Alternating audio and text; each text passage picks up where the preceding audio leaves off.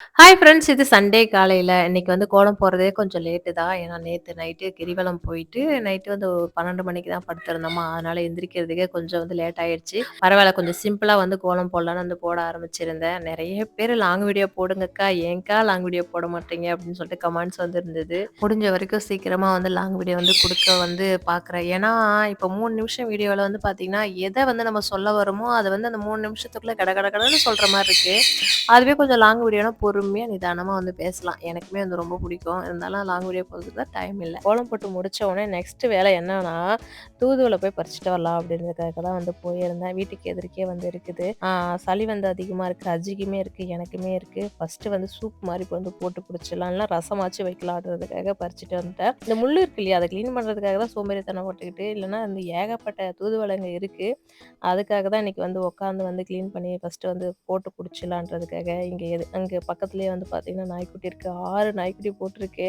அது கொஞ்சோண்டு சவுண்டு குடுத்தா போதும். எல்லாம் ஓடி வருவாங்க பாருங்களேன். அது பார்க்கறதுக்கு ரொம்ப அழகா இருக்கும். எனக்கு இந்த நாய்ங்க மேல இருக்கிற பாசம் மட்டும் போகவே போகாது. எவ்வளோ நாய் இருந்தாலுமே. அந்த மாரி அழகா வந்து நான் வர்றதுக்கு கூட என்ன விடவே இல்ல. அந்த மாரி கொஞ்சிட்டு அதுக்கப்புறம் வந்து இன்னைக்கு தூதுவளை ரசம் வைக்க தேவையில்ல. சூப்பு மாரி காலையில சாப்பாடே வந்து செய்யவே இல்ல. அந்த சூப்பு தான் வந்து ஆளுக்கு 2 கப்பு வந்து குடிச்சிருந்தோம். நீங்க எப்படி சூப்பு வந்து செய்வீங்க சொல்லுங்க. என்னோட ஸ்டைல்ல இன்னைக்கு சூப்பு செய்றத உங்க கூட ஷேர் பண்ண போறேன். இந்த சூப்பு செய்யறதுக்கு 1 வெங்காயம், 1 தக்காளி, ஒரு 4 பல்லு பூண்டு, இஞ்சி 1 துண்டு, அதுக்கப்புறம் மிளகு 1/2 ஸ்பூன், ஜீரகம் 1/2 ஸ்பூன், காஞ்ச மிளகாய் காரத்துக்கு தகுந்த அளவுக்கு வந்து கட் பண்ணி எடுத்து வச்சிருக்கேன். அதுக்கப்புறம் கொஞ்சமா எண்ணெய் விட்டுட்டு இதெல்லாம் சேர்த்து ஓரளவுக்கு நல்லா வதங்கின பிறகு நம்ம கட் பண்ணி வச்சிருக்க தூதுவளைய வந்து சேர்த்துக்கலாம். தூதுவளையில இருக்கிற முள்ளெல்லாம் வந்து கட் பண்ணி எடுத்துட்டேன். ஒரு சிலவங்க வந்து அரைக்கிறதா இருக்கட்டும், சட்னிக்கெல்லாம் வந்து மஞ்சிரும்ன்றதுனால முள்ளோட வந்து போடுவாங்க. நான் வந்து கொஞ்சம் க்ளீன் பண்ணிட்டு தான் வந்து எப்பவுமே சேர்ப்பேன்றதுனால க்ளீன் பண்ணிட்டேன். அதுக்கப்புறம் கொஞ்சம் வதங்கின பிறகு மஞ்சத்தூள் வந்து சேர்த்துட்டு இதை நல்லா ஆற வச்சுட்டு கொஞ்சமாக உப்பு சேர்த்து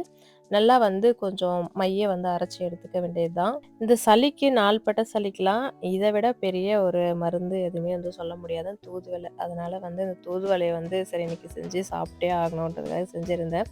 நிறைய பேர் வந்து திப்பிலி சாப்பிடுங்க ஏதோ நிறைய வந்து சொல்லியிருந்தீங்க. கண்டிப்பாக ஒன்று ஒன்றா ட்ரை பண்ணி பார்க்குறேன்.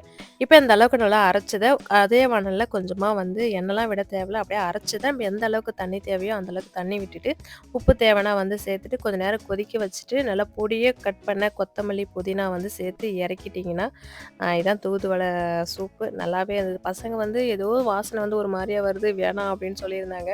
அதுக்கப்புறம் சாப்பிட்டு பார்த்துட்டு, அப்புறம் 2 கப்பு வேணும், இன்னும் 1 கப்பு ஊத்தி சாப்பிட்டாங்க. நல்லா இருந்தது. எங்களுக்கு காலை சாப்பாடு டிஃபனே வந்து இதான் சொல்லலாம். அந்த அளவுக்கு நல்லாவே இருந்தது.